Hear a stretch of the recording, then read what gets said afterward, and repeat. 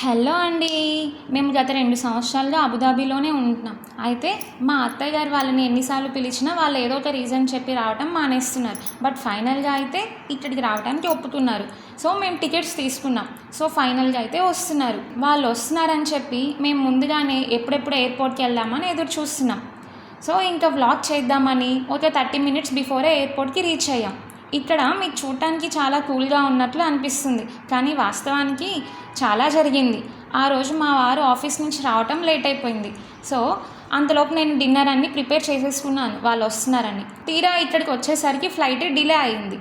ఇంకా నెక్స్ట్ వాళ్ళ immigration process అంతా లేట్ అయిపోయింది. అంతలోపు మా పాప ఏడుస్తూ ఉంది. ఇంకా అది చూపిస్తూ ఇది చూపిస్తూ పాపని బుజ్జగిచ్చాం. సో మా పాప కూడా వాళ్ళ నాని తాతయ్య ఎప్పుడెప్పుడు వస్తారా అని ప్లకెట్ పట్టుకొని ఎదురు చూస్తూ ఉంది.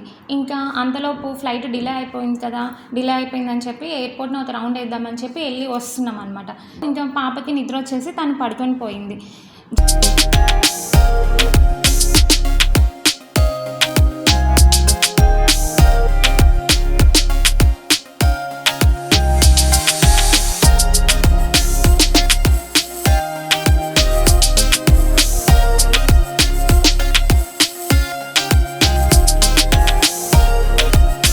జనరల్గా ఇండియాలో ఒక బొకే తీసుకోవాలంటే మినిమం 200 రూపీస్ 500 రూపీస్ అలా వచ్చేస్తుంది. కానీ ఇక్కడ స్టార్టింగ్ 3000 రూపీస్ అలా స్టార్ట్ అవుతుంది.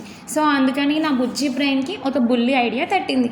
అదేంటంటే ఏదైనా మనం ఒక ఆకుకూర కట్ట తీసుకొని వెళ్తే అది ఫోటోకి మంచిగా కనిపిస్తుంది కదా, ఎట్ ఏ టైం అది నెక్స్ట్ డేట్ కూడా మనం అది యూస్ చేసుకోవచ్చు. అందుకని మా వారితో ఇలా చెప్పాను. ఆయన కూడా ఇలాంటి ఐడియాస్ నీకు ఎలా వస్తాయా అని అన్నారు. ఫైనల్గా ఇది బాగుందని ఫాలో అయిపోయామన్నమాట. సో ఫైనల్గా అయితే వాళ్ళు వస్తున్నారు. మేమందరం చాలా ఎగ్జైట్మెంట్తో ఉన్నాం. వాళ్ళు కూడా మా ఎగ్జైట్మెంట్ బొకే చూసి చాలా సర్ప్రైజ్ అయిపోయారు. ఇంకా అలా అందరం సరదాగా నవ్వుకొని ఇంటికి వెళ్ళిపోయాం. నెక్స్ట్ మా అత్తగారు వాళ్ళు వచ్చారు కదా, నెక్స్ట్ ఇక్కడ మేము వాళ్ళకి ఏమేమి చూపిస్తాము, ఎక్కడెక్కడికి వెళ్తాము, ఇలాంటి మరికొన్ని వీడియోల కోసం మీరు మా ఛానల్ని సబ్స్క్రైబ్ చేసుకోండి.